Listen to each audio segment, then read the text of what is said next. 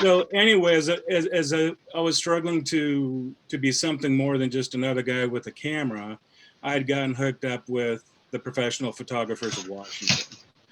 This was about 2015, and also during that time, I was getting a master's in the philosophy of art and communication. What that means is what's the nature of art, how does it affect us, and a whole lot of study on the judgment of taste, which translates into judging. Also in 2014 or 15, Beek brought me in and started developing me as a judge. And everything just kind of went really well together. Then in 2017, I really got hooked up with the Professional Photographers of Washington. I had started because Deke had convinced me to do it. Um, but then I started engaging with them. Uh, they're a professional organization. They're more focused on the business of photography, but we do a lot of workshops and we have conferences on the business of photography, on shooting, on processing, workflow, on all of it. But what was really cool was there was a call to do an article in their professional journal, and I called them up. They said they were interested in doing an article. They helped me out, and I got published in the Professional Photographers of Washington. And then I did a Facebook post on it, and it was, oh my gosh, people had this really strong reaction that I was professionally published. That same year is when I started competing professionally at the state level through the Professional Photographers of Washington and at the national and international level through the Professional Photographers of America. And what happened was that first year, I ended up getting two trophies, as well as all my images merited. And, so I post that, and the response was, oh my gosh, Mike, you're something else. So I started using their branding. I started using the PPW logo, started taking classes, starting doing more stuff. And that propelled me and elevated me because it wasn't me saying, hey, I'm cool, I'm a good photographer. It was the industry itself saying, hey, this guy's pretty good. Also during that time, through the Professional Photographers of America, I took a stab at becoming a certified professional photographer, and I passed through it on my first go, which was really pretty cool. But again, I had also had that technical degree from the falls. But all of this stuff together propelled me up. 4 or 5 years ago, PPW has been kind of quiet in our area. But then 2 years ago, I volunteered to be the district rep for the area. And one of the things I did is I started monthly meetings, and we started getting together and we started bonding. And we'd meet for an hour and a half, have a loose topic. Maybe it was business, maybe it was photography. We did our first one was a PPW print party. We were going into competition, so we all got together and talked about our images, gave each other advice. And something that was really cool is one of our PPW people is a certified PPA judge. He knew some stuff. Another person has been in the administrative part of it for like 10 years. She knew some stuff. And it was just really cool. We started bonding, and the rest of the state became envious of Spokane because we had these meetings. Last year I became the vice president, which oversees all the district reps through PPW. And we got everyone lined up. So now there's meetings happening all over the state. We're enjoying each other. The executive board is on board. We've got a marketing committee. Things are really moving forward. So if your PPW is not for everyone, but if you're looking to up your own status and you want to be seen as a professional, PPW is the route. They don't just have the words to get you there, they've got the platform. So we can not only tell you how to get published, but we've got a platform to help you get there. We don't just talk about how people can, do a presentation. We've got the platform. Um, the first year I was a district rep, we brought on 7 or 8 people. Last year we brought on about the same. And the people who came on last year, we had a spring conference. I think we had 10 new people, 9 or 10 new people submit print cases for competition. I'm going to say 9 because I think that's the right number. 8 new people found out. They're shooting at the professional level, and they have some images that merit. 2 or 3 of our new images got professionally published. We had one of our people, well, 3 new people picked up trophies. I have a And question. what it did is just going through the competition part, just affirmed that they're, where their photography was at. We're also bringing on a lot of people. Hang on just a second, Tamara. We're also bringing on a lot of people that just want to get into another circle. They want to get into a bigger pond, try it out, and see what happens. Yes, Tamara. When you say professionally published, what do you mean by that? I'm saying that they have been published in a journal that is recognized as a professional publication within the industry. Okay. Oh, that sounded good, didn't it? Yeah, it did. How many such journals are there? I have no idea. I know PPA is the parent, and then like each state or some of the states have their own affiliate. And some states have publications, some don't. But there is a threshold that the articles going in are, whoops, just about lost it. My computer almost fell off. The articles are vetted by professionals. So that's PPW. This last year we had COVID, and for a number of years, PPW, hey, this is the cool place. We get together, we have fun, we do the competitions. This year, they shut the industry down. We had gotten a call from one of our people out of Yakima, who's the Yakima mayor was going to talk to Inslee specifically about photography. And they were asking if PPW would write a letter and support the industry. And we did that. And not only did we do that, but we also included this is, how and why we can do it. And then we also listed best practices for COVID, that this is what we would be following. Now, I don't know if that letter made it to Inslee or not, but when phase 2 opened up for us, photographers were on the list. So, our role is expanding, PPW is expanding. And something interestingly enough, something that I've taken from the Spokane Camera Club, when I've been early to your presentations or for the judging, every once in a while you'll be having a board meeting, and it does not escape my attention that there are 8 or 9 people that are actively around that board contributing to it, as well as when you have the meetings, there's probably another 4 or 5 people, probably more off to the side, saying, hey, I looked into this. Hey, I contact that. PPW had been mostly 2 or 3 people running everything. And I had told them early on as I became involved with the board, we got to have more people. We've got to develop the board more. We've got to develop these other things more. And everyone was on board, and we started moving forward. But that's a connection back to you guys. So if PPW sounds interesting to you, just shoot me a message, give me a call, and we can talk about it. The rate, I think, is $89 a year, or you can pay like $8 a month to be part of it. Next year, we've got at least 10, we've got 2 conferences, 10 Zoom meetings, and I think 4 educational programs going. And the educational are kind of semi-formal hour-and-a-half things that are going. So that's what we got going. If you guys are interested, just shoot me a message. Let's talk. How often do they have the educational meetings, and what are you doing about COVID for that? Do on Zoom? Sure. So 2 things on that is when COVID struck last year, it struck right when we were having our conference. So we were shut down maybe a month before the conference.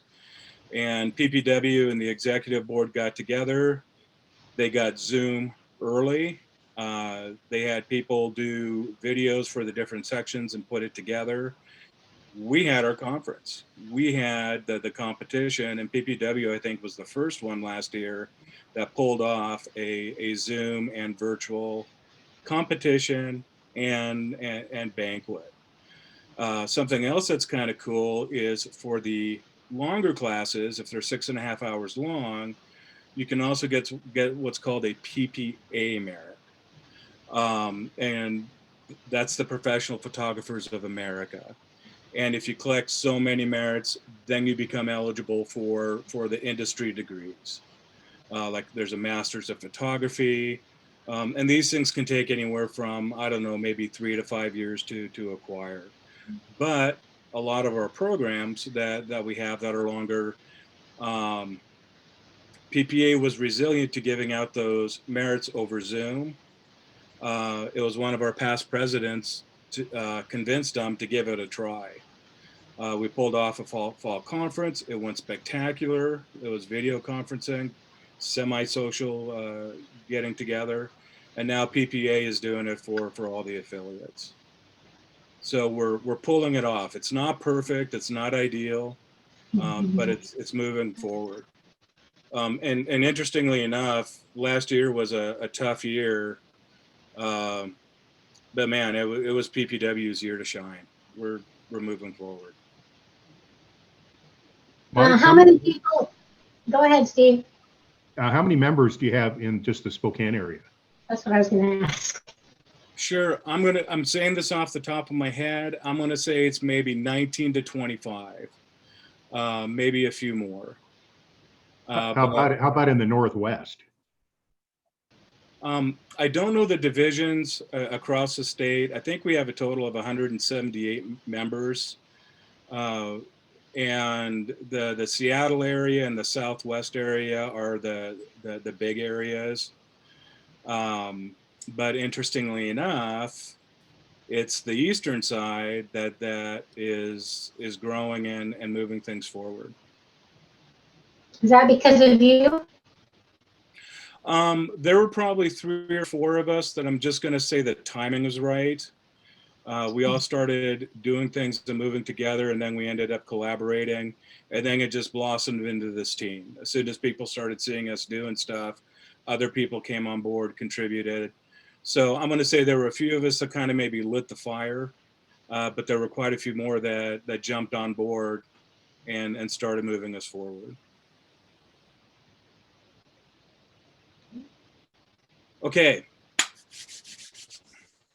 So that's that. And if you have any more questions, just let me know. Okay. So how would you guys like to talk? I'm trying to figure out to get this one specific name, but I want to talk to you guys a little bit about composition, how to shoot to composition, how to process to composition. And this also covers kind of what I'm looking for when I'm going through an image. Interesting things about composition is I think we all kind of intuitively know it. So a lot of things I'm going to cover isn't going to necessarily be new, but we may be giving some language to something you already know. And the more we can give language to something, the more we can bring that forward up in our brain, then the more we start to look for it, you know, when we shoot and when we process. So that's the nature of it. I put this together specifically for the Zoom, so if I fumble around a little bit, I'm just going to apologize now. I'm going to bring up the presentation. And we're all friends here, so if I'm moving along and you guys got a question, push the space bar, say something, and we'll go from there.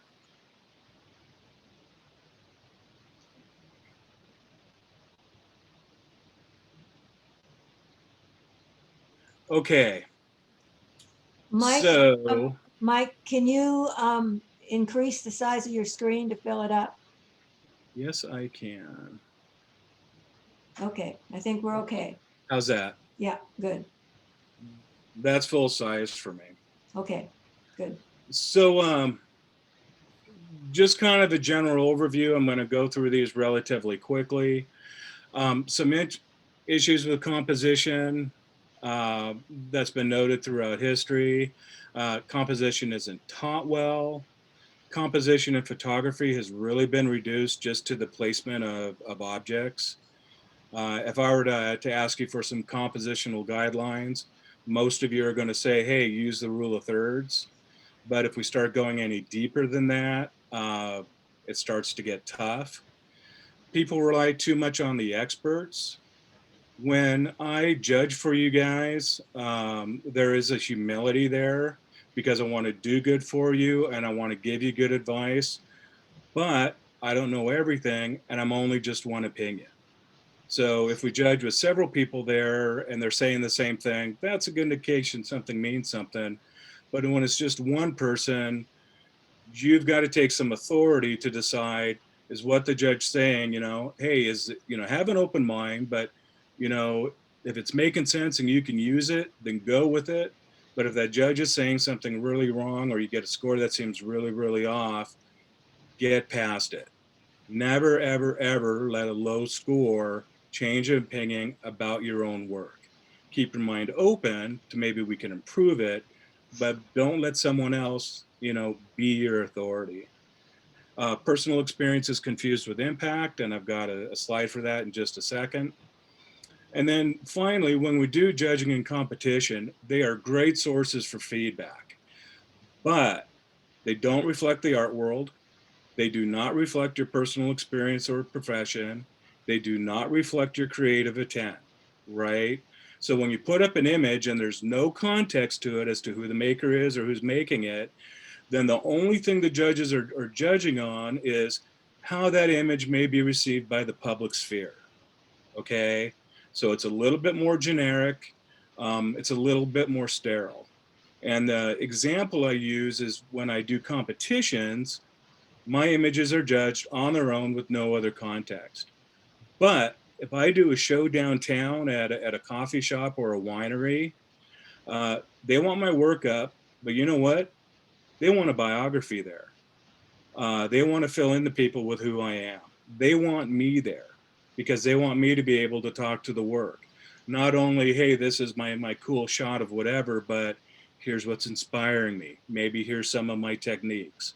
So when I'm doing an art show, it's about me and the work, but when I'm doing a competition, strictly about the work.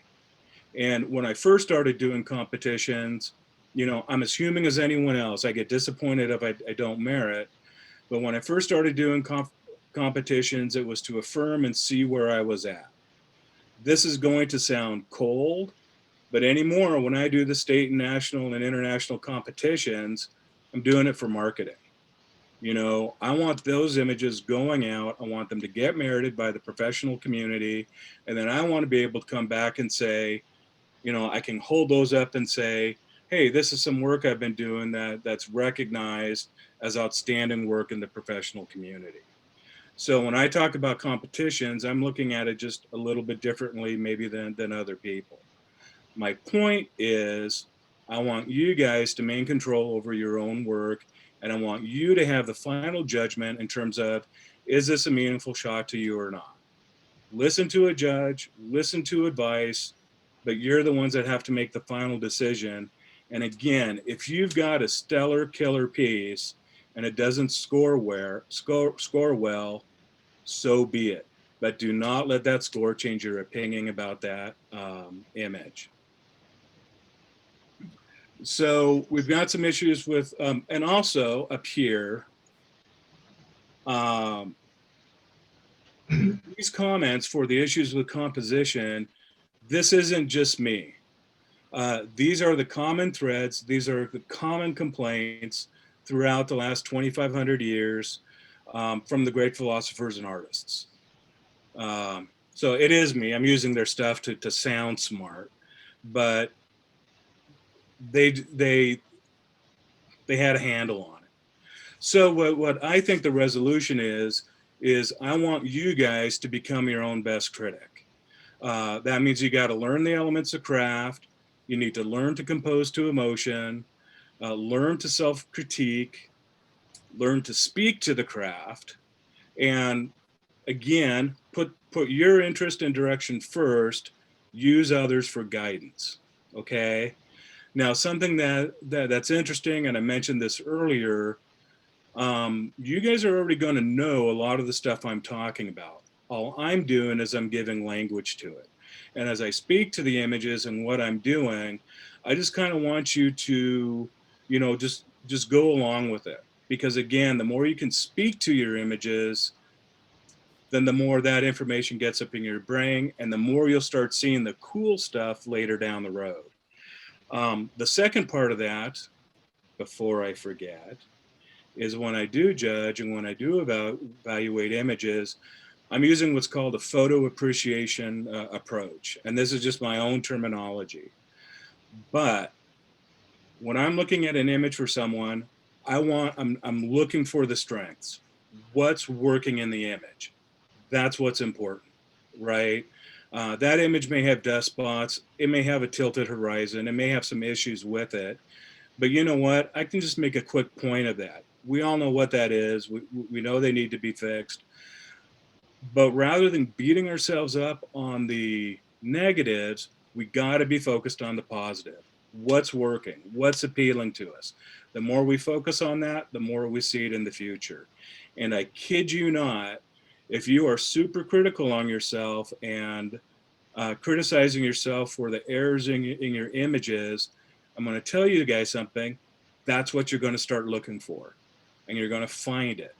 So if we do a switch and really pay attention to the strengths, then that's what you're going to be looking for, and that's going to emerge in your images more. Well, I'm feeling like really passionate about this. I hope I'm not boring you guys. So tonight's goal is again, I want to send out the message that I want you to become your own critic, and I want you to start evaluating your own images. I'm going to give you a path to that, and the path I'm using for you and what I'm covering tonight. This is how I shoot. This is how I teach. This is what I use to enter competition pieces, and I have an example that will take us through. The third thing is when we think of composition, again, we're thinking rule of thirds, placement within the, object placement within the image. But composition is everything in the arsenal. So composition is its color, its line, its shape and form. It is placement and it's framing. It's how do we layer the light and tones.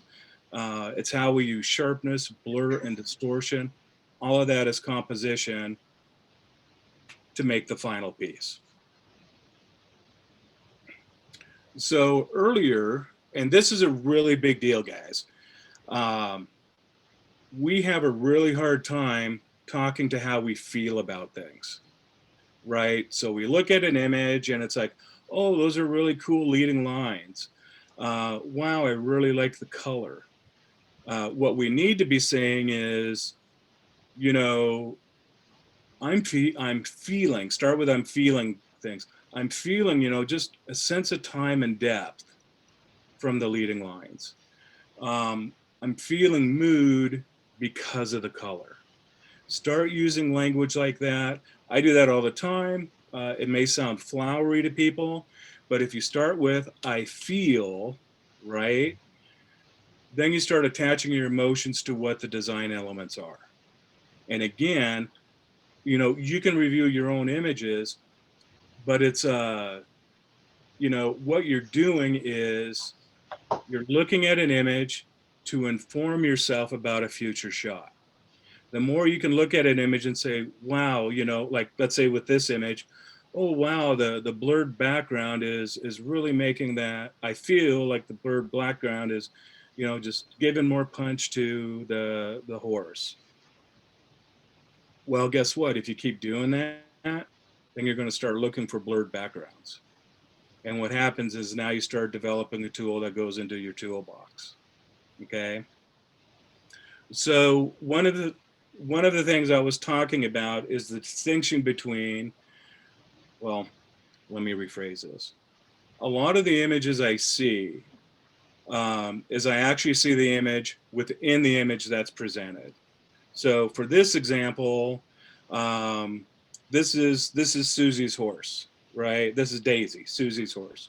So Susie takes a shot of Daisy, you know, and she looks at it. It's her horse. You know, Daisy's not hard to handle, but she's a handful. They've gone on a lot of adventures. They're really tight. They're emotionally connected. So whenever Susie looks at this image here, that's everything she's feeling. She's really attached to the horse, and by extension, she's really attached to this image. However, to a broader audience, you know, to her friends and family, they're going to get it. But to a broader audience, that punch isn't there. You know, it's kind of, you know, this is kind of a snapshot of the horse. The head is dead center. It's a little bit muddy, you know, so it's kind of a nice shot, but it's not really a stellar shot. So if Susie takes that shot and does a little crop, a little exposure, a little contrast, now she's got a nice portrait of Daisy. And I wish the screen was a little bit bigger, but as you're looking at the image, I want you to start just kind of feeling where your eyes go. So for me, what's happening is I look at the image, first thing my eyes go to is Daisy's eyes, right? Because the first thing we do, all animals, when they first see each other, whether it's people to people, people to animals, we look to the face and we get a read of the expression, right? Because we want to know, do they look friendly? Do they look mean or whatever else? So whenever we have a face, it's super strong. So my eyes go to Daisy, but then it starts going for some details. I can see some details in, wait a second, I'll use my mouse. I'm pointing, expecting you can see my finger. So, you know, my eyes are going here to the white, to the brightest area of contrast. You know, I'm seeing this area. I'm starting to see a lot of details. I see details in the hair, a little bit of rim light on the ears. But this portrait, you know, this is more intimate than Susie's snapshot, right? Now, I'm not saying these are world-breaking images or whatever else.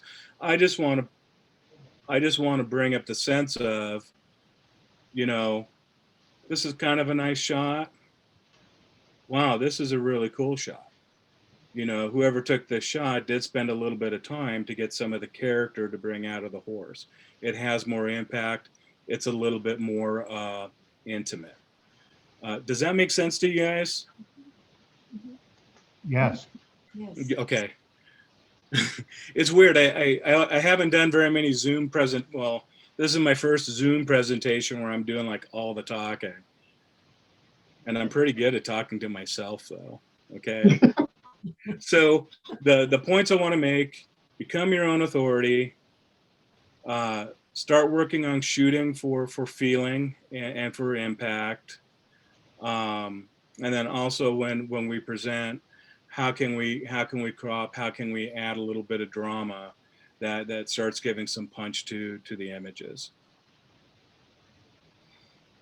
So we're going to talk about, I'm going to read through this, and then we're going to talk about it, and then the rest of the presentation is all about applying this. This is my own. I've taken it from the art world because it just seemed to work really well. But in terms of evaluating an image, there's three main things for the image that I want to see. Number one, what's catching the eye, right? That can be the main subject, or it's going to be the strongest area of contrast. So you want that strong area of contrast to be your main subject, right? So strong center of interest is another view. Catch the eye is if I'm walking through a room and this is on the wall, what's going to stop me and have me take a look at it, okay?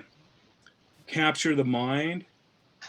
After my eyes land on the image, now my eyes want to explore the area, and it's going to start looking for detail. This means additional objects that may add story. This may be textures, details in the image. But my eyeballs want to go through that. It wants to see it. And the more time it spends in there, the more time it's building a story, the more time the viewer is connecting with the image. And then finally, maintain, and that is, how do I keep the viewer in the image? A lot of you may be familiar, you may go around the edges of your images and remove distractions. That's a form of keeping people in the image. If you remove the distractions around the edge, then the eyeballs tend to stay more in the middle. And something that's interesting to this is we can use compositional techniques for each of these stages. I'm going to take you through one pretty cool. For example, we use tonality, right? We use brightness and darkness all the time to brighten areas and darken areas. What I'm suggesting to you is, you know what? You can use brightness and darkness to catch the eye. Then you can use brightness and darkness in a different way to create a strong area of interest which captures the mind. And then you can use brightness and darkness yet another way to keep people specifically in the image. So these are three ways that I look at an image and techniques to build my images. So we're going to take a look at this image by Ansel Adams.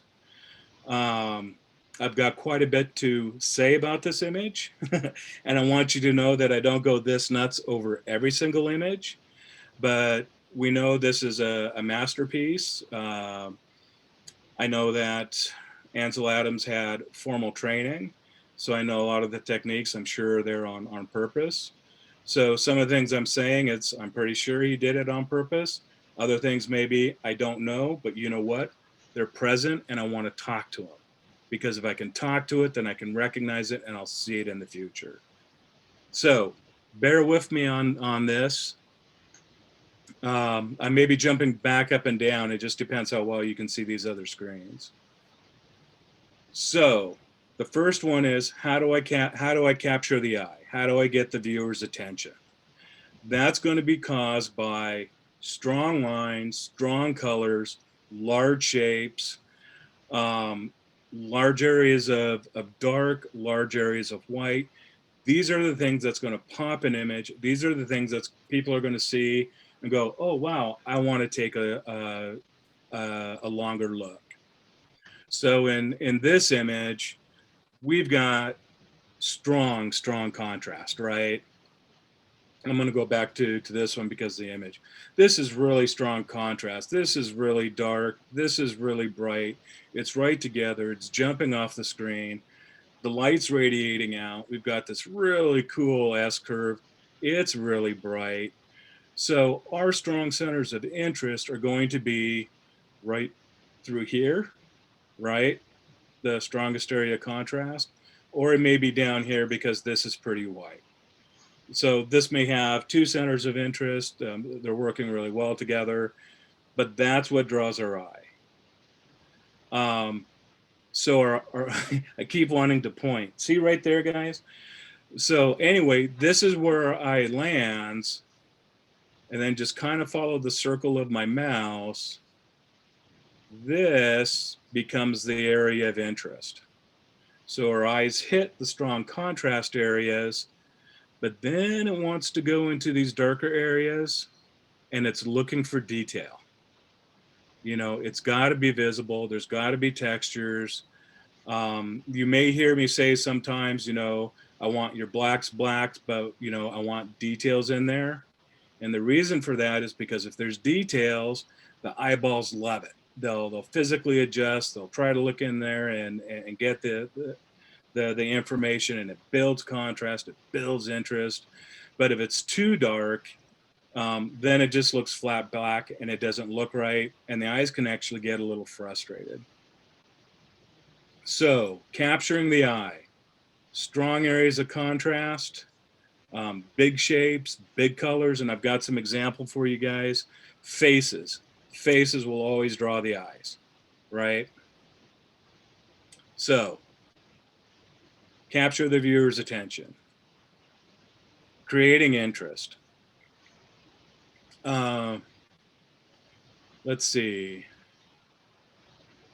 So I might have to bounce back and forth a little bit.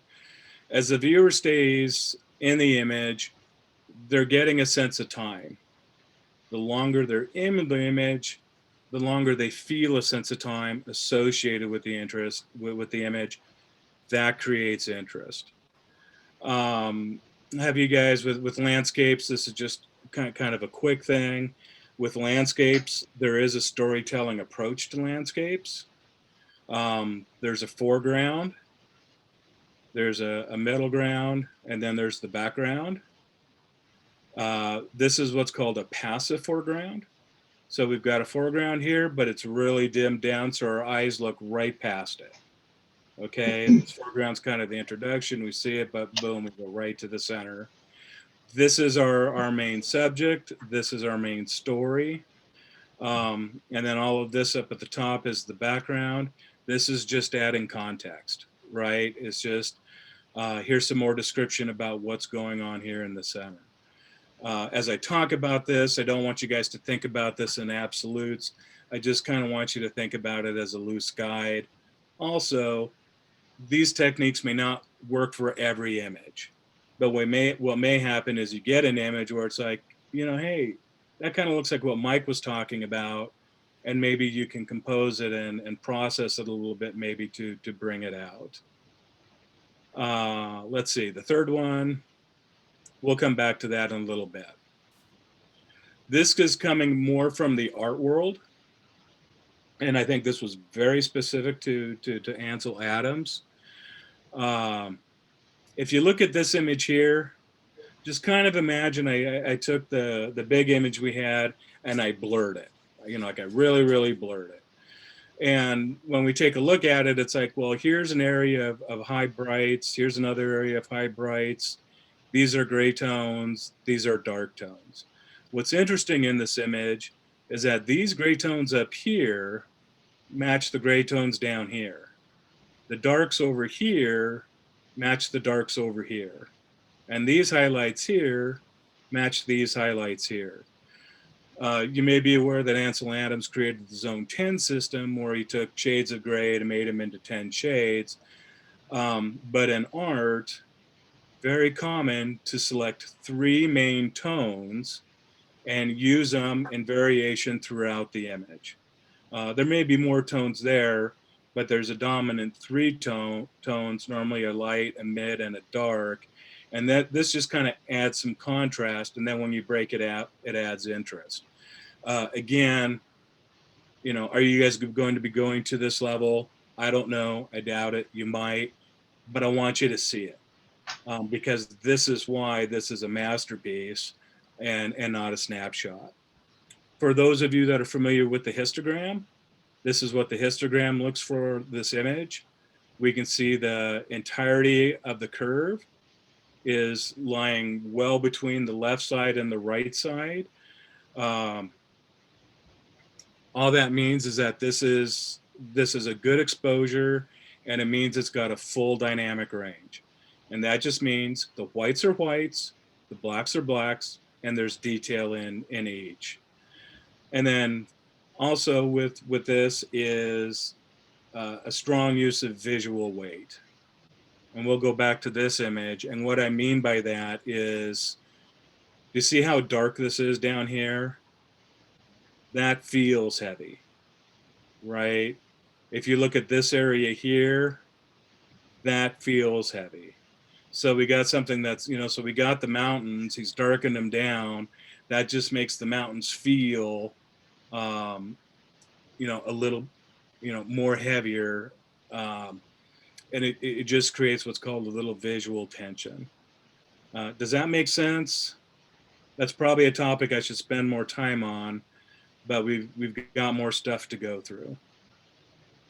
So we've got strong areas of centers of interest. This is catching the eye.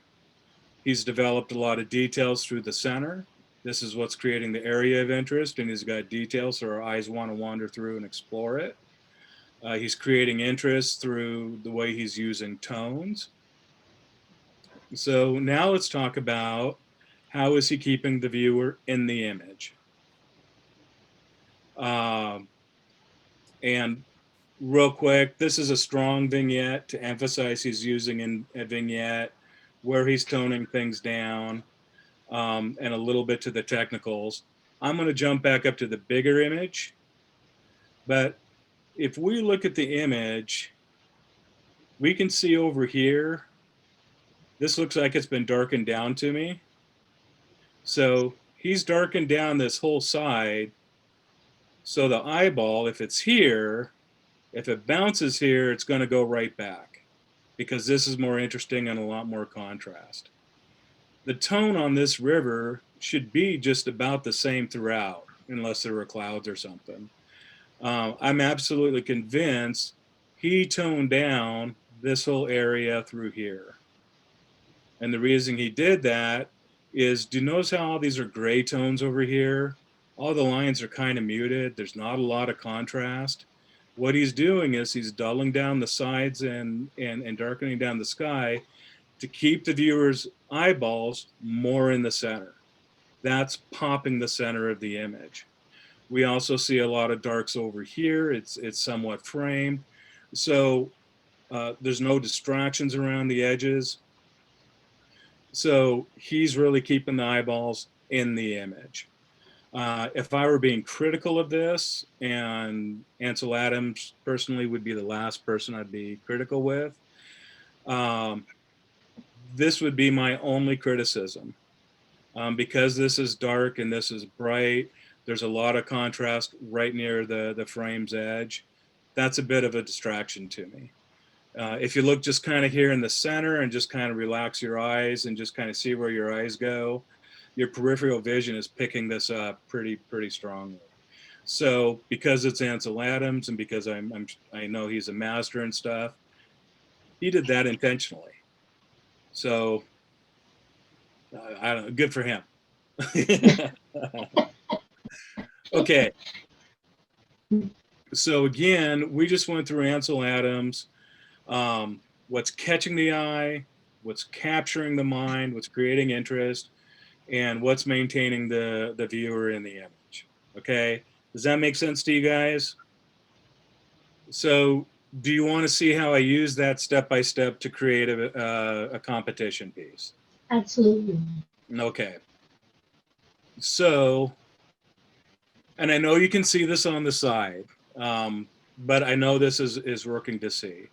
So what I wanted is I shoot a ton of cityscapes at night. That's kind of my thing. That's what I'm known for. But I wanted a nice black and white shot of the clock tower that just looked a little bit different. So to go to the end shot in terms of what we're going for, this was really close to what I ended up with and submitted. But there were a lot of steps along the way, and I'm going to show you how to use that process I just talked and how I used it throughout the way. So this is my image out of screen, out of camera, and I learned something on this shot because I was using a 15 millimeter wide lens, very wide lens. And I discovered if I use this lens at the blue hour, and if I'm looking, north or probably south, I get this sky that's got a really cool gradient from light to dark. So I haven't done much with it, but when I'm going out and shooting now, I'm noticing that's something I'm looking for because I think it's a really cool effect. So here's my first shot. My second shot is I just lightened it up. I added some contrast. I just got a little bit of pop. Then I did my black and white conversion and I gave it a crop. And this crop is specific. It's a vertical because the vertical of the crop emphasizes the vertical of the clock tower. Just that simple. Now, I want this image to catch the eye. And again, guys, as I go through this, I did this step by step so I could show you step by step. It's a little messier when I'm doing it by myself, and some of this stuff also takes time. So, and also the final image wasn't exactly perfect, but I know you guys know the distinction between, a perfect piece versus here's what we're using to show the steps. Hey, Mike, Yeah, did you make the black and white conversion in Photoshop? I did. Okay. I did. I was actually going to process this in front of you guys in front of in Photoshop, but again, it was kind of messy to do it, Okay. and it's like this is going to be hard for them to follow. Yeah. So by doing the individual ones, I can really show you. So yes, I did the conversion in Photoshop, and sometimes I do it in Camera Raw, but you could also do it in Lightroom too. Okay. So the first thing I want to do is I want to add some drama to this, right? I want to catch the eye. How can I make this thing pop? How can I create a, something that gets attention? So the first thing I did is I lightened just this area. And I did not lighten, or maybe I did. Never mind, I guess I did. So the point with this is by lighting this big area, where is your eye going? It's going right here. This is a larger area. It's starting to create a lot of visual. It's starting to pop a lot. The next thing I wanted to do is, Hey, how do I Mike. pop out this clock tower a little bit more? So I lightened the clock tower. My Right. question. Hey, Go when you're lightening that, are you using a mask and just lightening the sky behind it, or are you using like a dodge tool? Well, interestingly enough, there's what I thought I was doing and then what I was really doing. so in this image, I'm using the brightness adjustment layer, and Steve, funny enough, I thought I was using a mask to keep this tone down. But then when I was doing the switch, it's like, well, apparently I didn't because this lit up as well. On this shot where I'm lighting the bottom of the clock tower, absolutely. I did an adjustment layer. I lightened the whole image. Then I blocked the entire adjustment and just painted in where I wanted it brighter. But what I'm trying to do with this image right now is this area is bright, but the clock tower is dark in that area. And then down here, it's kind of dark in the area, and now I'm brightening it up. So I'm using some lighting adjustments to create some interest, and I'm using some lighting adjustments to make it pop. So those two first adjustments, that's where I started. That's where I ended. And it's like, I know I go nuts with this stuff because now it's like, oh, I should have darkened through here. I should have darkened that down. But you guys know what I'm talking about, right? So this is how I get my visual pop. This is how I'm creating some drama. So I have to find myself on this. So I've created some drama. And my eyeballs are going right through here, and then they're going right here, and then they're going to all these areas where it's really, really bright. So now what I know is the viewer's eyes is going to want to see the detail. It's going to want to start exploring. My problem area is this dark area through here, right? Dark area through here, little dark area through here. There's not a lot of texture. There's not a lot of detail. So I want to bring that out as a way to create interest. So my next image, I used the levels, and basically what I did is I just lifted the shadows.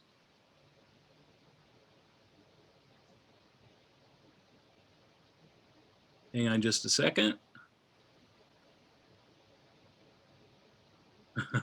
I want to know where I'm at, so I sound like I know what I'm talking about. Okay, so that's one area to create interest, is I'm lifting all that detail. I'm great with it being a little bit brighter because that area brightness also kind of matches the sky. Some of my problem areas though, hang on just a second. I need to move my people viewer of you guys. I've got quite a few distractions. Some of them could be good. Some of them could be considered sad, not sad, but bad. But I know for this image, I want to create a sense of serenity. I kind of want it calm, you know, here's the clock tower at night, sun's going down. And all of these little bright spots, there, here, here, here, and here.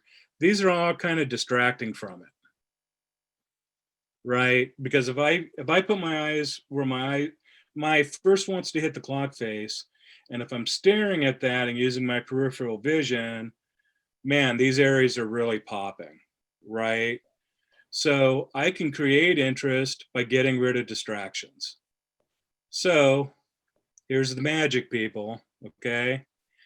I remove the distractions. Now, what I want to ask you guys is, in terms of feeling and mood, does this feel different than this? Quite a bit, right? Yeah. So, you know, the clock tower is way more prominent now, because it doesn't have all these distractions to the side. So there's no right or wrong with it, with these distractions. If I want more visual energy, I would leave them in. If I want a calmer feel, I just take them out. And all I did for these is I just used the clone tool, and I just went through every spot. So if we're looking at the image, if you're kind of looking at the clock tower, are there any other areas that are a little bit distracting, or maybe we could work on? Bottom right. Right here? Mhm. That's right. And something else. You have Do a you remember reflection of a pole that's gone. That's right. Nice call. So I was just going to point out I had the pole here, but I forgot to move it in here, right? So, you know, I'm not going to clone that area. All I need to do is just make it a little bit darker. Going to camouflage, blend it in a little bit more. So I used an exposure layer and just used my exposure. I darkened the exposure here. And then Lori, really good call. Then I cloned out the rest of the pole that's here. Right. So now we've gone from here's with what we started, here's where we're at. So finally, and this is where I start getting a little bit picky, is now what I want to look for are what's along the edges that could be distracting. This is going to be a more personal preference, but it's kind of like, you know, these reflections actually have some strong contrast, which could be a little distracting. The railing up here, you know, could be a little distracting. So and also I just kind of want to keep people more in the center. So I just darken those areas down. And the point I want to make with this is just like a light vignette just at the bottom, but just by darkening this down, keeps the eyeballs away from the edges of the image, and it just makes that centerpiece pop more. So that's what I'm using to keep the viewer in the image. So when you darkened down here at the bottom, did you use like a burn tool or anything to darken it? What did you do? Oh, great question. Something I want to let you guys know is when I process this image, I used brightness contrast, I used a little bit of the exposure tool, and I used a little bit of levels. So that's all that I was using. Were just those very, very basic tools. Also, this goes back to what Steve was talking about. He was talking about masking. So when I go here to here, you can see how all of this is lit up more. Keep your eyes on the clock tower because you can also see how the clock tower is lighter too, right? Now, Steve was talking about a mask.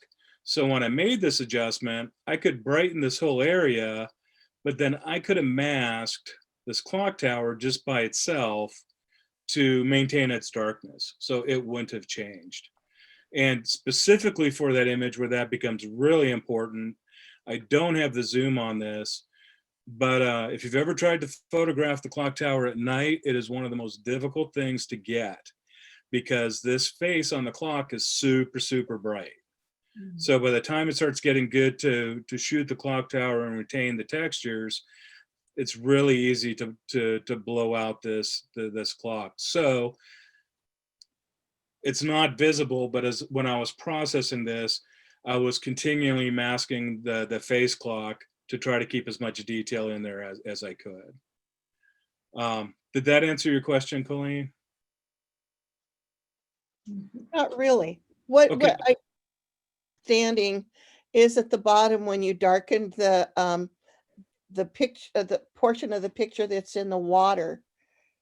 How did you do? I'm not sure how you did that. Imagine me using what I did is I used a brightness adjustment layer. I darkened down the whole layer. Then I blocked the adjustment. And then I just painted in. I'm using my finger again. I just painted in down here where I wanted it dark. To answer your question, yes, I could use a burn or dodge tool to darken or lighten those areas as I wanted. That would be another method to do it. So it was a type of masking that you did without. Yes, yes, yes. Okay. Something else you guys need to know. I don't go to this extent for every image.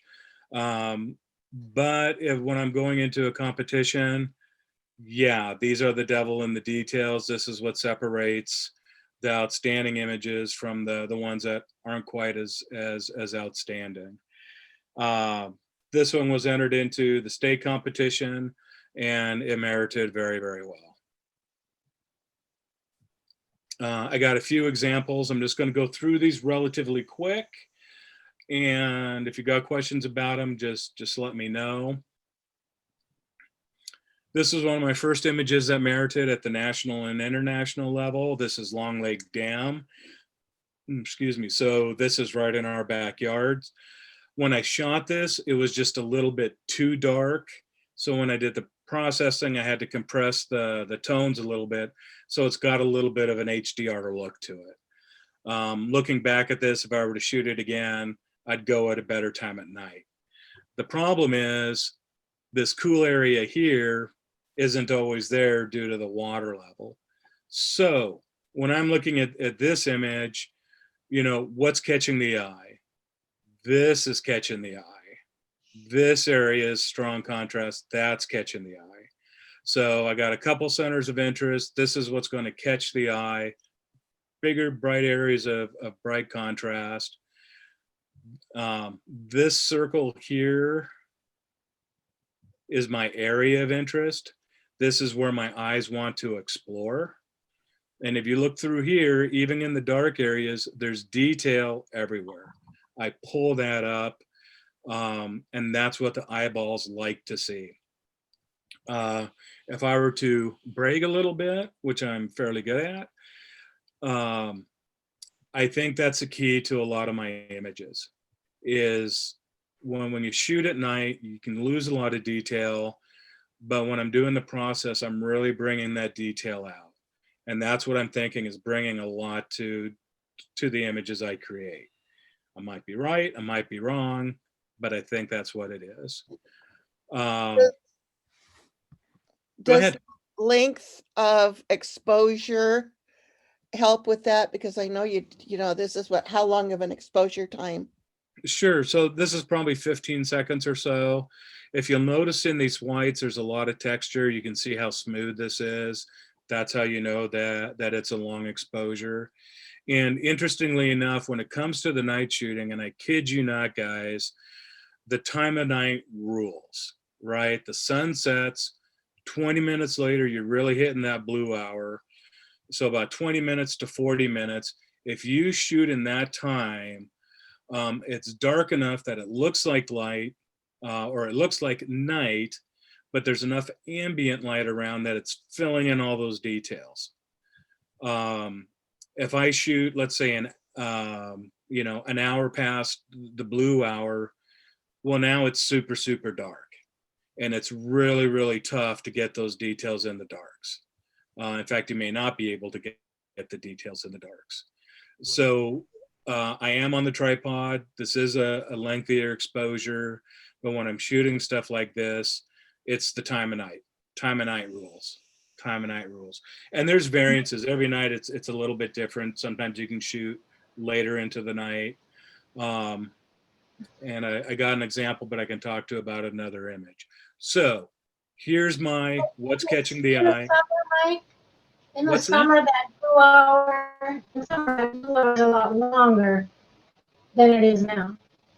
So can you repeat the question? Well, I'm just saying that in the summer, we have a lot longer twilight and a lot bigger window to shoot in for that blue hour than we do in winter. So that's a really interesting point, Lynn, because I've never really given it much thought. I set up for 20 minutes past the blue hour, but yeah, if we have a longer twilight, then yes, you have more time to shoot. My shooting style is I tend to get bored and restless at night, so I'll pick a target downtown. I'll go down there. It's only 15, 20 minutes away. I set up, I shoot for 40 minutes at that one target. Then I go home and I'm just shooting for that one image. That's how I gets the shot. If I try to spend 2 or 3 hours down there, I know the images in the later hours are not going to turn out well. So, and then finally on this image, how am I keeping people in the image? Well, this rock formation adds as a really natural frame. Whoops. So this rock formation is a really natural frame, and you'll notice that the rock around it is also darker. So I'm making it look like a natural vignette. So the eyes don't really want to go there. It wants to stay in the center where it's kind of bright with the lights and stuff.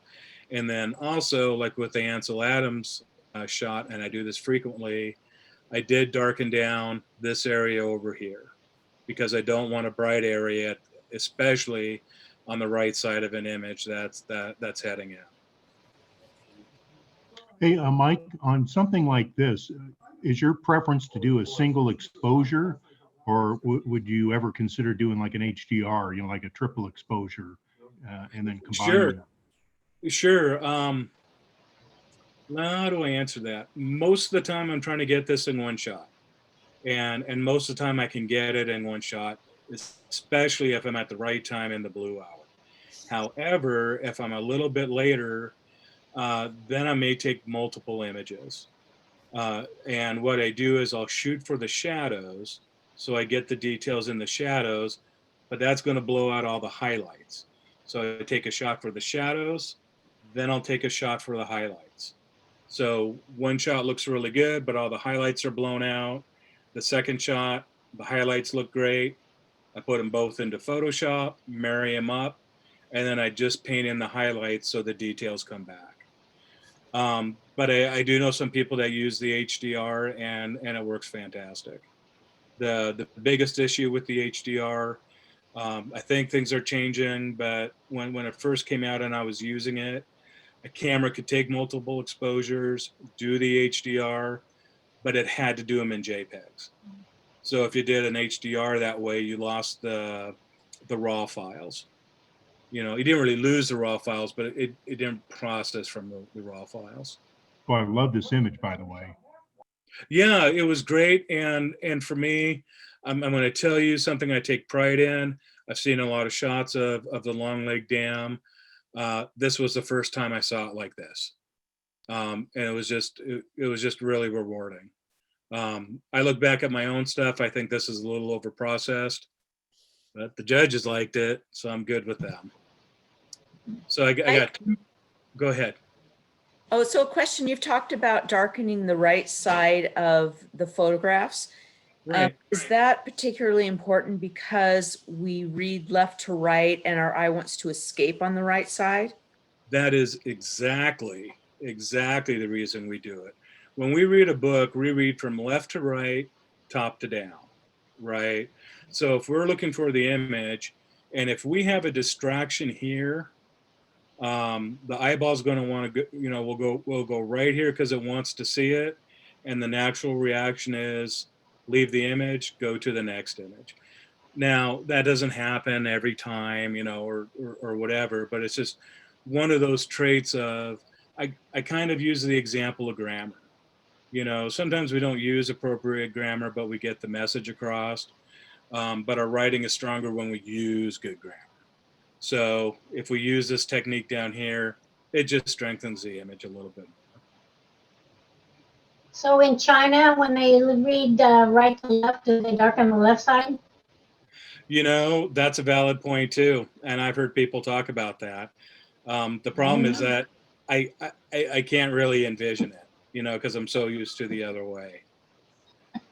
So maybe we take the image and we rotate it upside down. I don't know. Okay. Like Arabic is right to left. Okay. Can I ask you a question about the previous photo? On the right-hand side, there are several of really bright, greenish, reddish yellow. Is there, now I understand that we're not seeing the whole picture because our picture is often part of it. But does that distract you to have those two really bright pieces of something on the far right? So you're talking about these right here. Yeah. So to answer your question openly, I don't know if I remember giving that much consideration. And then since I got the merit, it's like, oh, it's good, you know. However, having said that, yeah, this is, you know, if I'm looking here, this is clearly part of the image and it's drawing the eye's attention. Two things I could do is I could go into a hue adjustment and select my oranges and yellows, and I can darken them down a little bit. Or, and this is a pro tip, I could go in and just desaturate these a little bit. It doesn't have to be much, because it's not a big part of the image, desaturating it would, I think, lessen that contrasty feel without losing any of the feel of the orange and the other colors. But that's exactly the stuff, you know, we talk about, and to make just a really good point, you know, there's no right or wrong, right? There's just, here's an observation. Do I like it? Do I need to change it? You know, oh shoot, I forgot to put it in the slideshow. I had the Zion Methodist Church out near Davenport, very photogenic. I did a shot of that at night. It was silhouetted, Arc of the Milky Way above it, right? Really cool image, really cool image. And off to the left of the church, it wasn't real prominent, was the telephone pole with a wire that went to the church. Personally, I liked the telephone pole because I thought it broke up the image. It didn't make it so symmetrical, and I really liked it. Oh my gosh, at state competition, the judges stopped that image and they spent 10 minutes talking about that stupid telephone pole, right? So I'm talking with the judge later on, and his advice, he had said, well, Mike, if you would have taken that telephone pole out, what would have happened? And I said, well, the image would look more symmetrical. And he went, no. If you took the telephone pole out, what would the judges say? And I said, the judges wouldn't say anything because they never would know it was there. And he said, absolutely right. You gave him something to talk about, you know, and we all know telephone pole should be a no-no, you know, but I love it when a telephone pole is in. Interestingly enough, I took the telephone pole out. It went to international competition, scored lower, you know, but, you know, there's a lot of objectivity. Most of us can determine a good image from a bad image. But we still have a lot of subjectivity when it comes to, you know, how good the image is. So let me move on. Mike, Yes. Mike, this is Harvey. Just point of information, in Lightroom, the HDR, you don't have much control, but it does give you a raw image to work with afterwards. Okay. No, and I believe it. When I first saw the HDR, I think it was in my D800, and that was way back. That would have been like 2012. But I know some changes have happened, and it's good to know that you can do the HDR in Lightroom. Yep.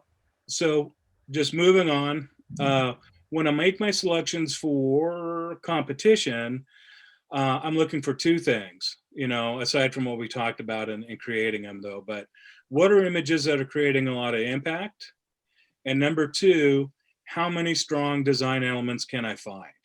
And this will just sound however it's going to sound, but I want strong, simple design elements that even the newest judge can spot.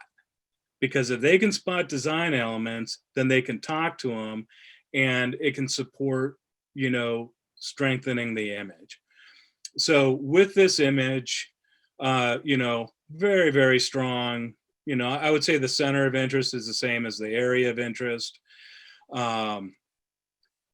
It's got shape, it's got form, it's got symmetry, it's got implied motion, it's got huge area of negative space. The whites are whites, the darks are darks.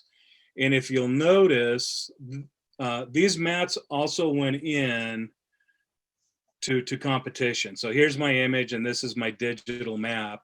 You'll notice you can see the distinction between bright white versus the white I used here. That was done intentionally because I wanted to show the judges I was controlling the whites and nothing is blown out in the image. Super strong rule of thirds. So even though this is a simple image, it's just really loaded with design elements. And this is an image that got challenged and they talked it up, and they talked it up because of its simplicity and because of the design elements.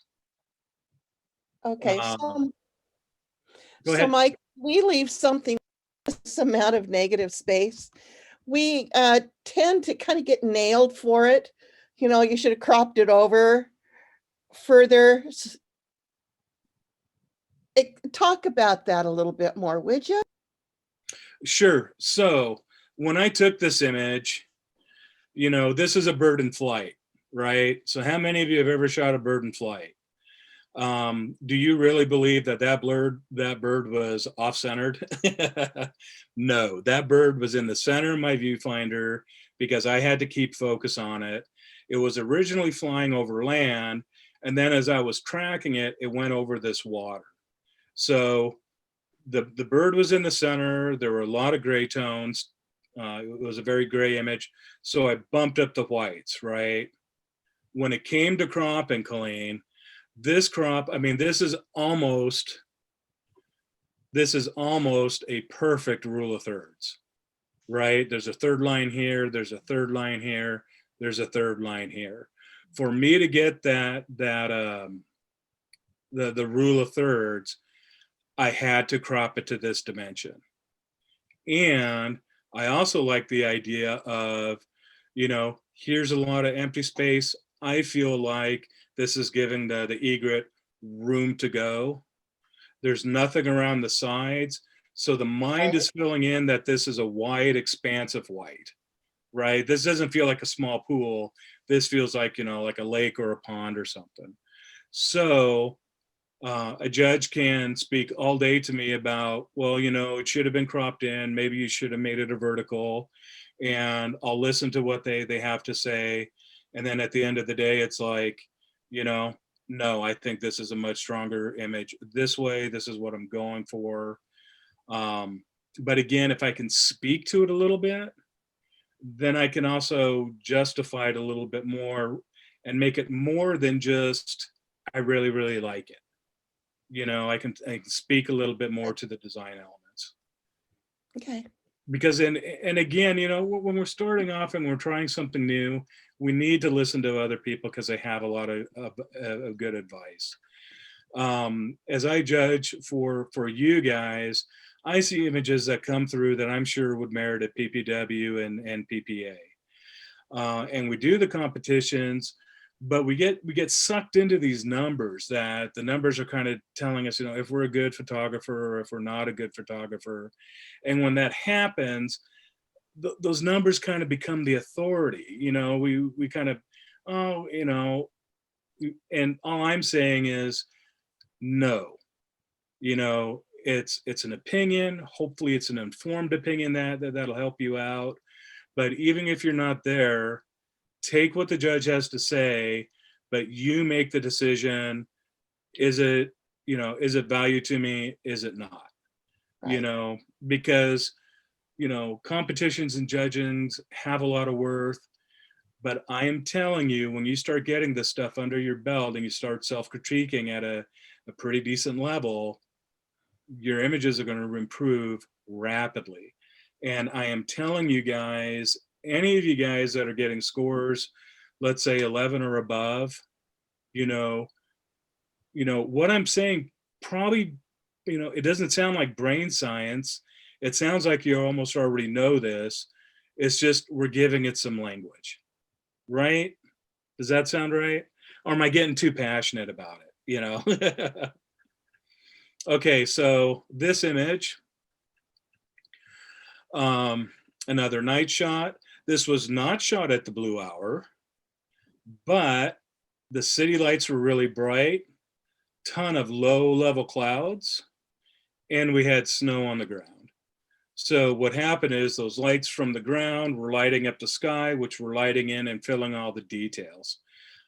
I shot 2.5 hours that night. It was 16 degrees out, and I didn't realize it till I was done. So anyway, where does my eye go to? This is a strong design element. This is a strong design element. Then my eye wants to explore down here. It wants to explore in here. It wants to explore the bridge and stuff. So when I'm talking about what catches the eye, I talked about big shapes, strong colors, right? So this is a huge orange square against a blue sky. So those are complementary colors, a strong design element. Warm tones are something that feel like they're coming towards us. Blue tones are receding in the back. And I am letting you guys know that actually the sky was more of this purple. And that building that night tended to look a little bit more red. But I went into Photoshop. I made this look orange. I made this look blue because I wanted the complementary colors. Also something that I do. So if you look around the edges, can you see how this is all dark? So it's got a vignette around it, but it's not a real obvious vignette, right? So it's there, but it's not a real heavy vignette.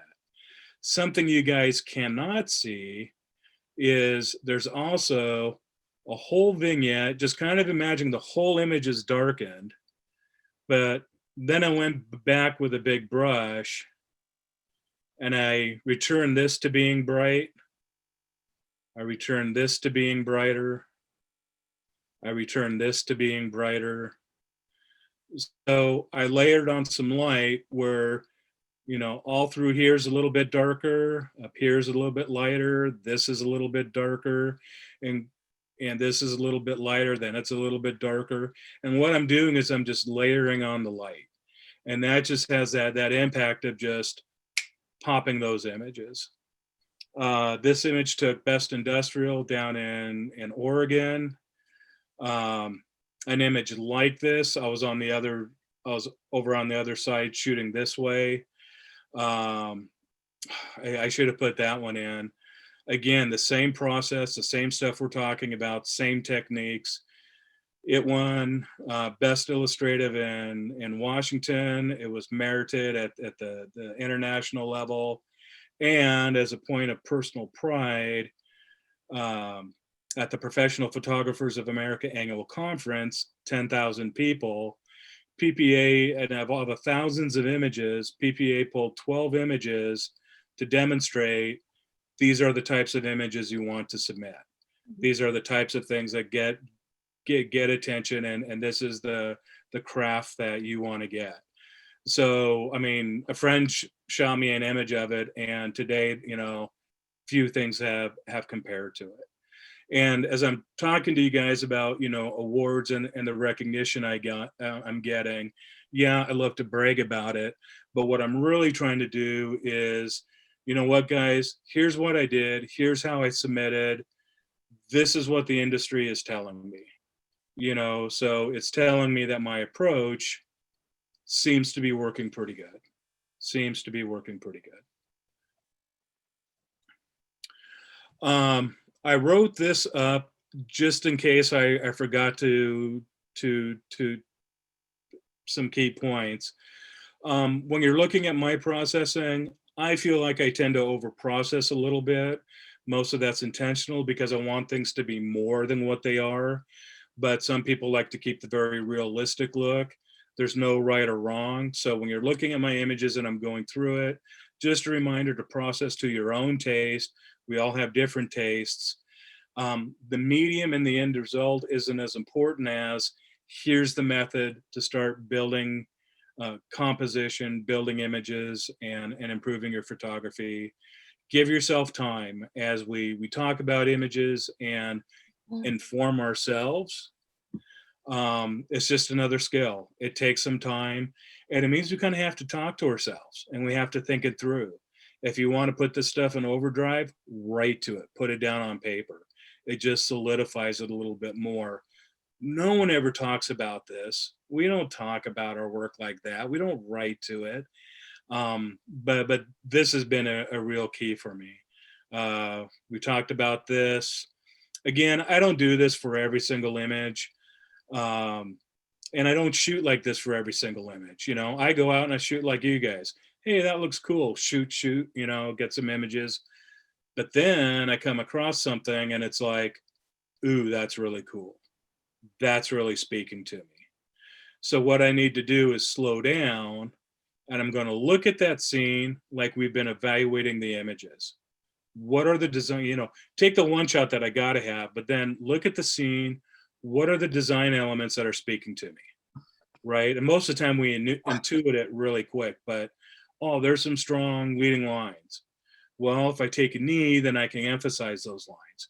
Maybe it's about color. Maybe it's about, you know, a couple of items, how they're placed, you know. So slow down, take a look at the design elements, because the best spot to improve your photography is when you're in that creative zone taking the image.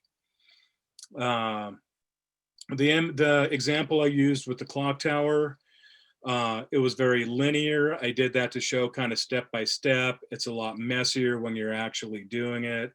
So my point is, when I do some of this stuff, it looks really easy.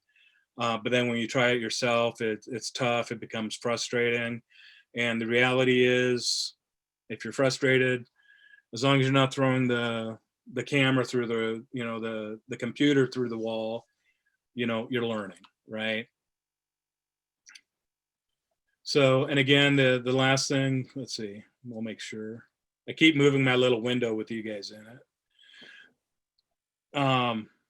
And the other thing is, if you can do it, and this is really tough for us, you know, try to think and speak to an image, but, you know, what's generating the emotion?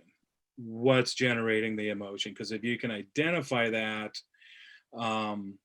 then you can improve on that. Something else I want to share with you guys too is if we look at judging, I'm going to give you guys an insight.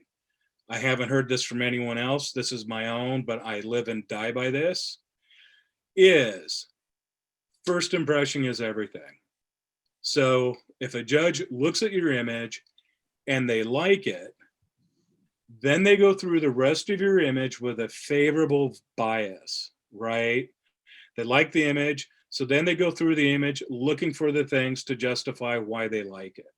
If they look at an image and they don't like it, now they go through the image and they're looking for the flaws to justify why they don't like it. So that's why we need to create, nicely polished images, because the first impression is everything. Something else, and really, guys, I will get done here soon. Something else is we can speak to all the design elements, and this is what's creating this.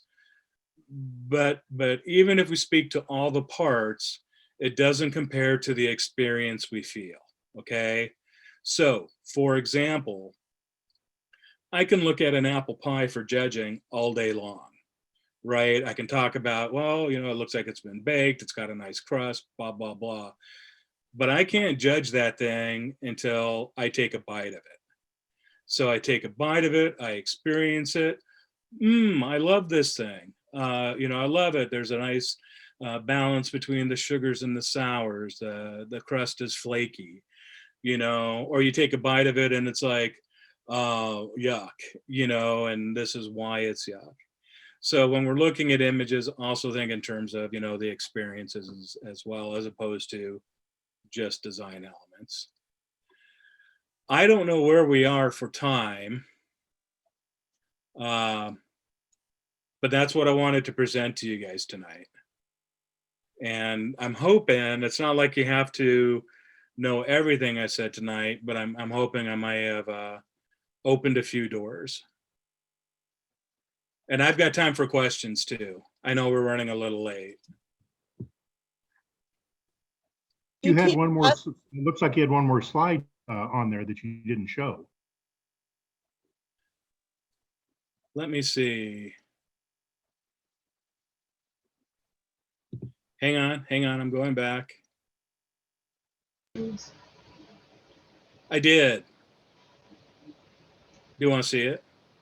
It may be the key to the whole presentation. It's a summary. Hang on just a second. Let me get back to Zoom. Bridge, keynote.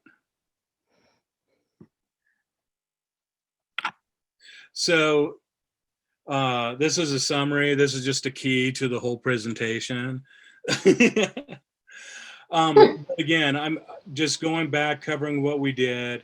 When I'm looking at images that you guys submit, what's catching the eye, what's building interest, what's keeping the viewer in the image.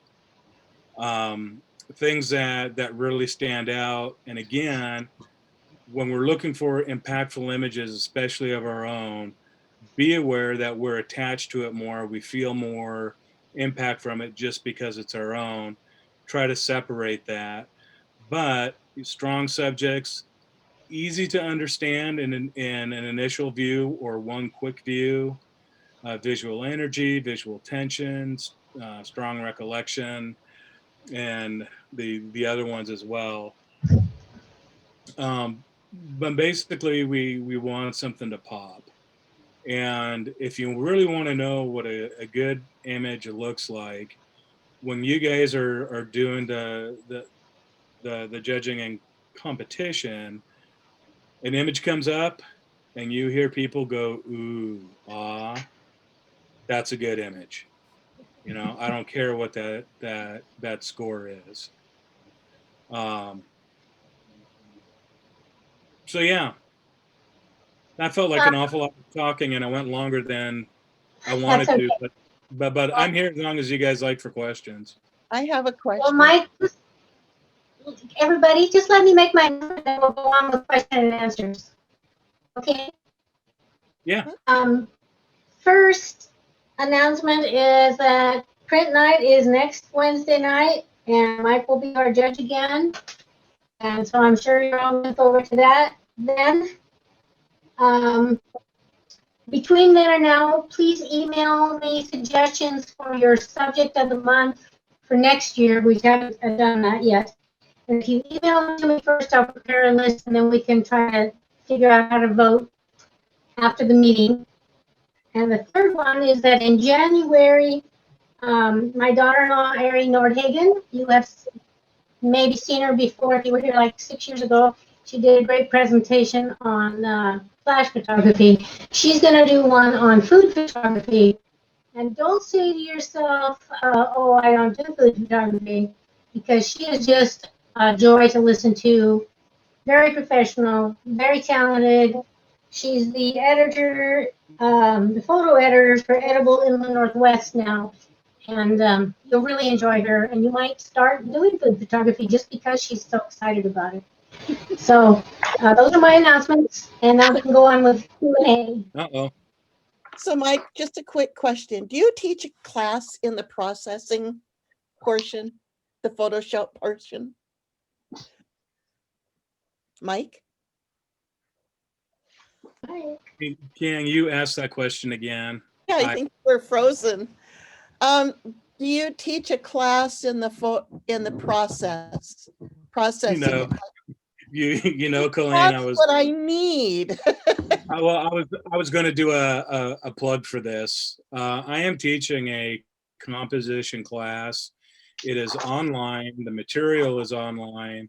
And we also use a Facebook like setting to put up images and talk about them. But this composition class, I made it to be a 4-week, month-long class. And we go in pretty deep. So we cover everything that we covered tonight. But we talk about specific design elements and how to make them stronger. So we'll talk about lines and how to make them stronger, shapes and how to make them stronger, visual weight, placement, tension.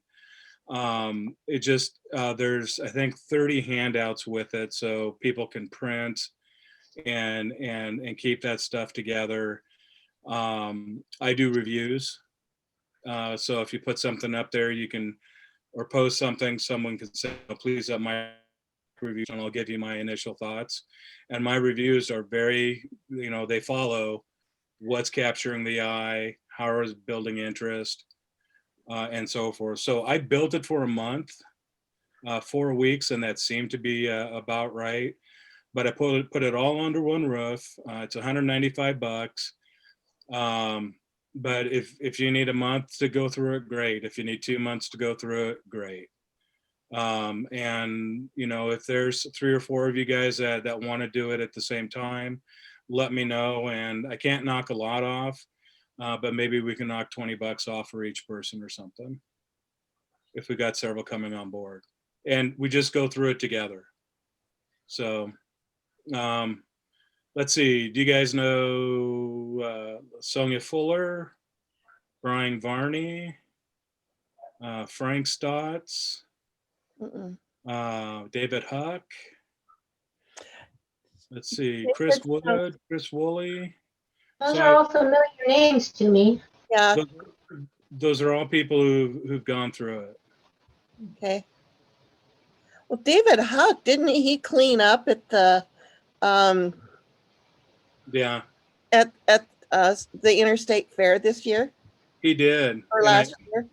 And I also think he did. He's been cleaning up for a couple of years, and I think he got I think he got a big prize at the state fair in Puyallup this year.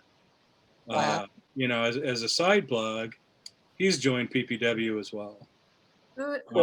And he's not interested in business, but he's just looking for a next level of competition. I think he used to be a member at one time, because I kind of remember him. Yeah, good guy.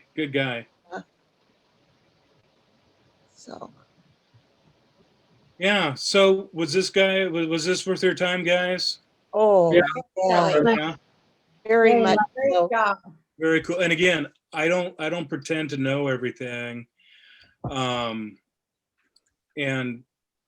when I went through the master's class, this stuff that I'm talking to you tonight about, especially being creative, and being your own creative authority, that was my keystone project. So it was a 100-page document on, we all have the creative edge, but we just need to learn how to develop it, but also how we can bring it out in the everyday. When we're shooting, especially when we're new photographers, we look at all this imagery at other people, and it's really, really good. It's really, really cool. And our images aren't quite there. So we kind of self-humiliate, not in a bad way, or maybe depreciate. Oh, my images aren't as good as this pro. And it's like, it doesn't matter. It's your image. Your image that you're taking that has meaning, has more value than an image shot by a pro, unless it's like a portrait or a family or something like that. And although a shot you may take, maybe that shot's been taken 100 times, but again, that's your shot. And not only do you remember the shot, I bet most of you, when you look at your photography, you can look at the shot, you can tell me what the weather was like, you can tell me what you were doing, you can tell me who you were with, you can tell me the mood of the day, what was going on. So these images that we create for ourselves have it on, and we need to develop and accept that. And yeah, I guess I just ran out of words. Great Okay, job, Mike. very good. Thank you. Got to go and get some images ready for you. That's right. That's right. Midnight tonight, Lori. So now I'm going to have to be harder on you guys. I'm going to have to up the bar. No. Knowledge is good. Okay, thank very you so cool. much, Mike. Thanks for having me. Really nice Great presentation. job. Thank you. Thank you. See you next week.